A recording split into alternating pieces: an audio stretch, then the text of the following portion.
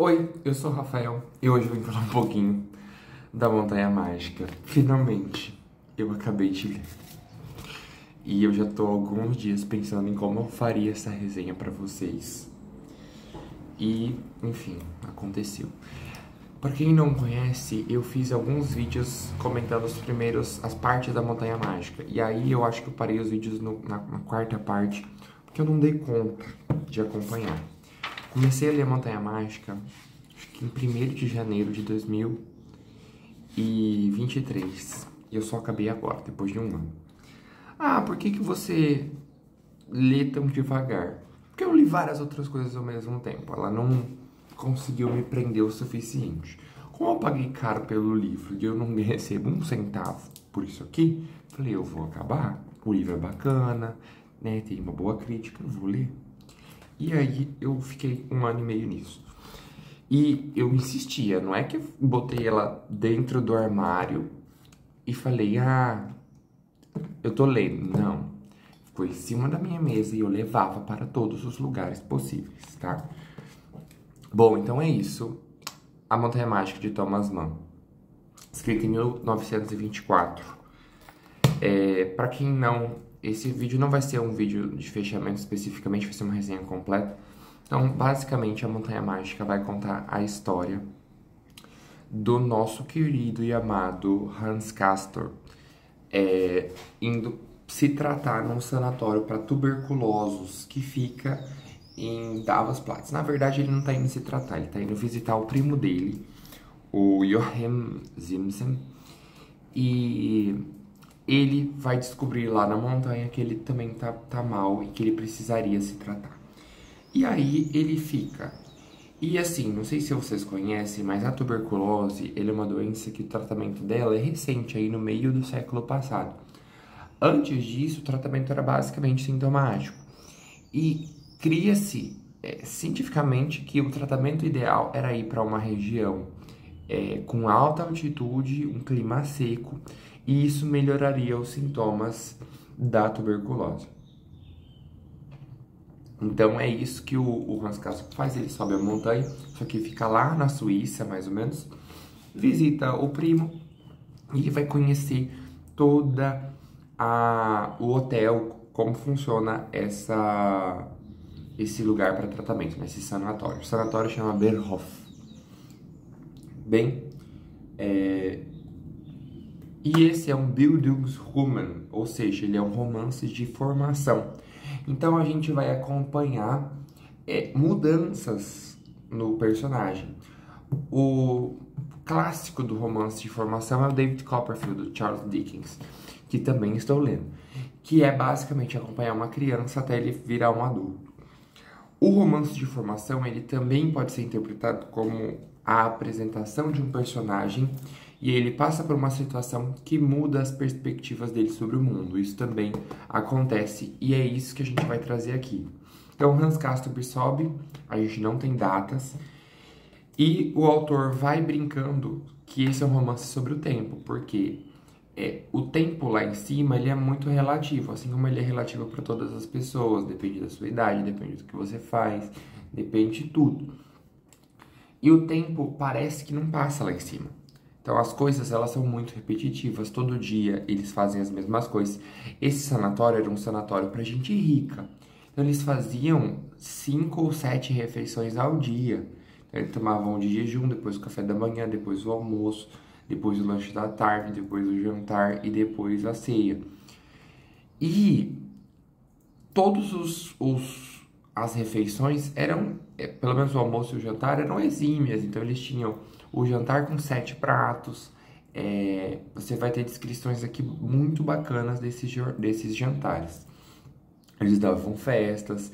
Então a gente vai acompanhar como que era a rotina desse pessoal que, a princípio, todos estão encarando a morte, porque a tuberculose era uma doença mortal e ela é uma doença muito que aumenta muito a morbidade da pessoa até hoje. E só que nesse aspecto de pessoas ricas vivendo numa Europa no começo do século XX. Se você não sacou ainda, é o mesmo período em que vai começar a Primeira Guerra Mundial. Lá em 1914, 1915, 14 até 1919. Então a gente vai ter um romance que fala sobre a Primeira Guerra Mundial. O Hans Castorp é alemão. A gente descobre isso na primeira parte. Ele saiu de Hamburgo, sua cidade natal, para Davos-Platz, uma visita que duraria 3 semanas. E a visita durou muitíssimo tempo. A gente vai descobrir lá no final, e assim, é bem no final mesmo, quanto tempo que durou essa viagem, tá? Então, basicamente é isso. Obviamente, Hans Castorp vai conhecer um grande amor que chama-se Claudia Chauchat. A Claudia Chauchat, ela é uma mulher que aparentemente era divorciada, tava ali sem o marido, ela recebe alta desse local, depois ela volta com outro homem e as coisas vão acontecendo. Hans Castorp vai ter como uma boa jornada do herói também um mentor chamado Settembrini. O Settembrini é um italiano que fala muito e ele é uma pessoa muito letrada, muito versada na cultura e ele vai citar pra gente em vários momentos sobre o teatro italiano, sobre a cultura latina e romana, que é bastante interessante. Então, esse é um livro bacana. Rafael, você gostou desse livro? Sinceramente, não gostei muito desse livro. Por quê? Eu gostei da experiência de ler, mas se você me pergunta sobre o que é esse livro, tá, ele é sobre o tempo. E o próprio autor vai falar disso metalinguisticamente, falando, sobre o que é esse livro e tudo mais, a gente tá falando sobre o tempo, é um romance sobre o tempo. Mas assim, ele não é, entendeu? A gente não tem aqui uma defesa de uma tese muito específica. E aí a gente pode entrar naquela seara. Será que um livro precisa de uma tese? Eu não sei se o livro precisa de uma tese realmente, mas me parece bacana. Por exemplo, no Buddenbrook, eu não li também, mas ele vai contar a história de uma família que já está indo para decadência. Aqui, a gente vai contar a história do Hans Castorp. E qual é o problema? E eu acho que isso é um impeditivo para muitas pessoas. Existem muitos pedaços imensos de discussões sobre o nada. Sobre o nada. E aí você se sente burro, porque assim, eles realmente estão discutindo sobre o nada. Eles estão discutindo sobre a política filosófica, a moral, e eles começam a patinar. Tá? O Settembrini, extremamente argumentativo, ele vai ter um companheiro que chama-se Nafta. E o Nafta, ele é um jesuíta, então ele vai ser exatamente o oposto do Settembrini. O Settembrini é humanista, ele é maçom. E o Nafta não. E o Nafta é contra essas instituições. E a gente vai acompanhando sobre isso. Eu insisti muito mais nesse livro, eu acho, porque pra mim ele era um livro que falava sobre a guerra. E eu achei que ele falava muito mais sobre a guerra. Porque a gente tem um lugar perfeito, cara. Você tem aqui um mundo de populações que estão comentando sobre a guerra. Ok.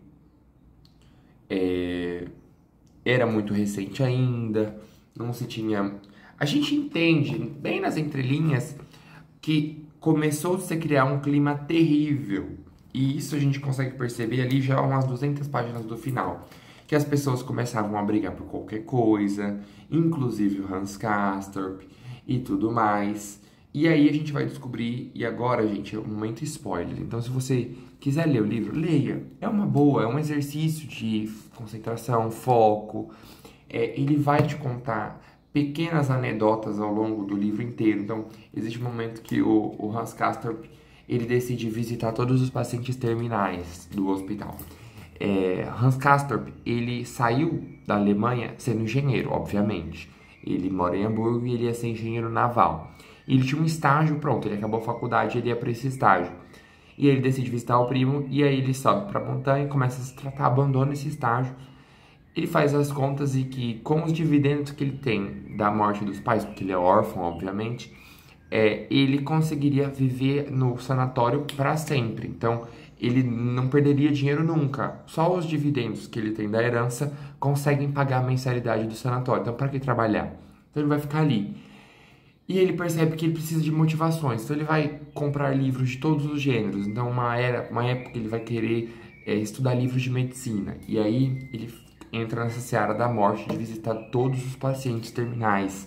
Ele compra flores e vai visitá-los. Então, a gente vai ter a visita de vários. Você vai ter em algum momento um paciente que vai se matar ali. E aí também você vai acompanhar isso, sobre como eles lidavam com os mortos aqui. E se você conhece alguma coisa sobre cuidados paliativos, aqui a gente tem também essa esterilização da morte. Então a pessoa morre e aí eles aparecem com o corpo em um dia, então os outros não ficam sabendo.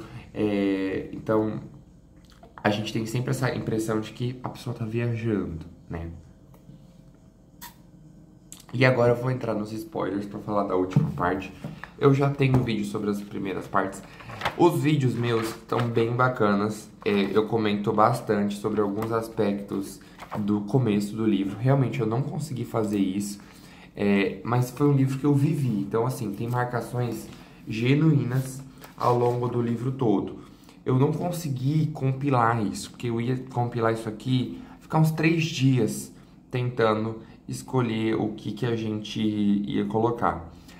Tem uma parte no meio do livro em que tá tudo em francês. E é isso. E aí você lê tudo em francês e aí o tradutor fez o obséquio de colocar a tradução em português embaixo nas notas de rodapé. Mas assim, é uma boa parte do livro. E aí o que acontece? Esse livro foi escrito em alemão. Então, essa parte é original em francês. Então, é uma parte bem bacana também. Os diálogos são muito bacanas. E é assim, a gente não consegue realmente unir em temas. Porque é difícil, é difícil. Eles fazem comparações complexas.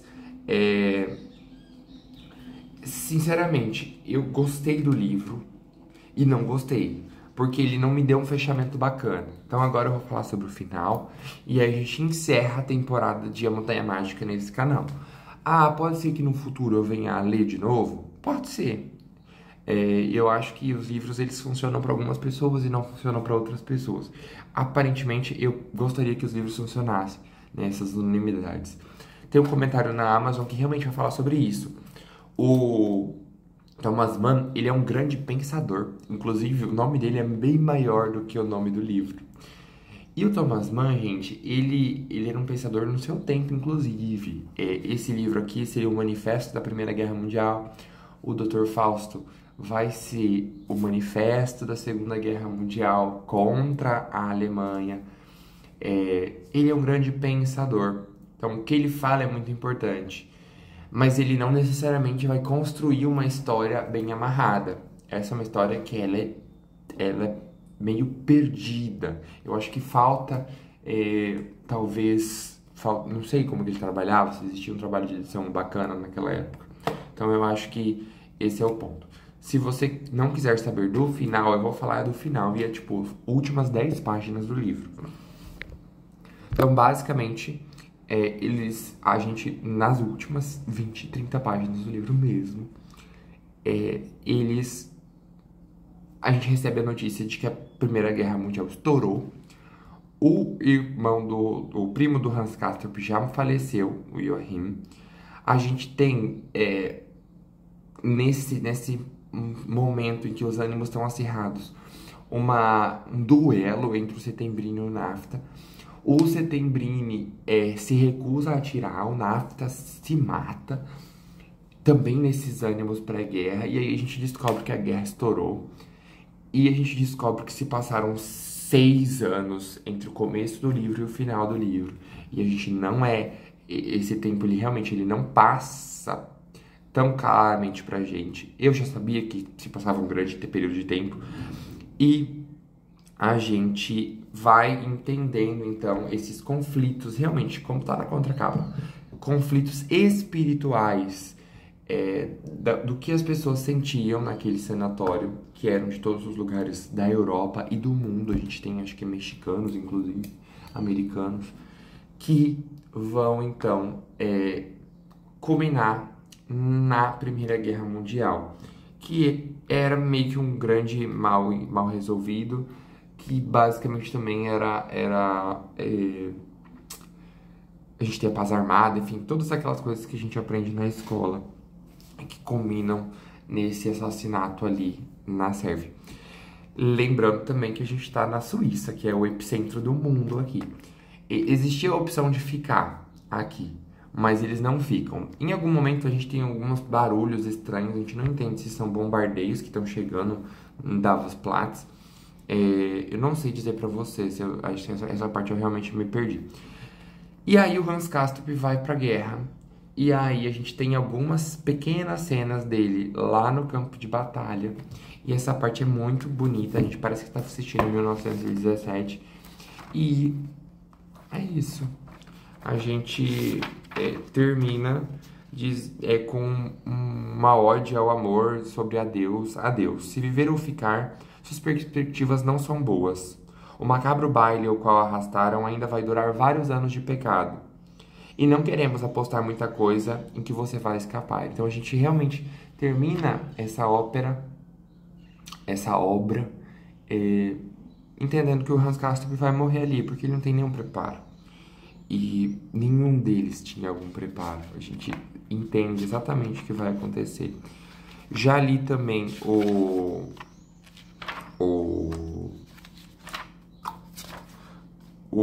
pós-fácil dessa edição aqui. E essa edição ela vai trazer um pós-fácil que vai dizer que esse é um livro feito a várias mãos, porque realmente é essa tradução especificamente. A gente vai pegar a tradução antiga que tinha a tradução nova, eles vão revisar essas traduções e vão elaborar uma coisa nova, já com as críticas, inclusive de João Guimarães Rosa e afins. Thomas Mann, gente, eu não consigo equivaler ele a um autor brasileiro, porque são muito distintas as obras. A gente não... O Thomas Mann ele é um autor realista. Eu acho que isso aqui... Eu não sei realmente... Talvez ele seja parecido com o Graciliano Ramos no Angústia, que eu tô lendo atualmente, que é mais descritivo, que vai trazer essas conversas, mas nem isso. Ele é um autor muito peculiar e eu acho que vale a pena ler. O narrador, lembrando, é um narrador em primeira pessoa do plural, então a gente tem aqui um nós. E aí a gente tem inclusive nos pós-fácil eles comentam um conflito difícil, porque existe um tempo verbal muito específico na Alemanha que a gente não consegue transpor totalmente para o português. E aí por isso eles colocam esse nós com verbos no pretérito imperfeito, no pretérito perfeito, mais que perfeito, para tentar simular um pouco esse tempo verbal. Bom, espero que vocês tenham gostado do vídeo. Isso não é um desincentivo para você ler a Montanha Mágica, mas baixe a amostra grátis, experimente, e a gente se vê no próximo vídeo. Eu vejo vocês e até mais.